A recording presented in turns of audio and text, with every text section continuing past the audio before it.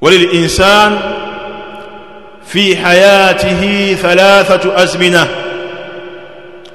na mwanadamu katika maisha yake yote anazo nyakati 3.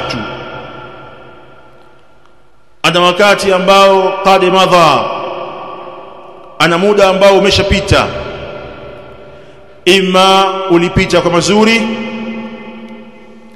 ima ulipita kwa mabaya. Ikiwa muda uliopita ulipita kwa mazuri, ni juu yake kuendeleza mazuri. Ikiwa muda uliopita ulipita kwa mabaya, fa alayhi biistighfar, ni juu yake kulazimiana kumtaka Allah subhanahu wa ta'ala msamaha. Mwanadamu ana muda ujao, sekunde moja baada ya muda huu, dakika moja baada ya muda huu, saa moja baada ya muda huu.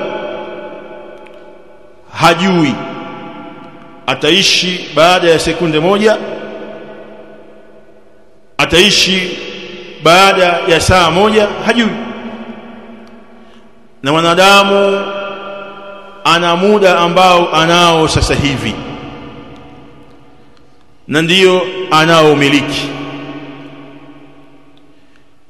Kwa kipi unaumaliza muda wako? Kwa kipi unaimaliza rasilimali yako ambayo kwayo utakwenda kuulizwa mbele ya Allah subhanahu wa ta'ala? Hili ni swali kwa kila mwenye akili, lazima ajiulize, ni kwa kipi naitumia rasilimali yangu yenye thamani? Kwa sababu muda wako ndio rasilimali yako.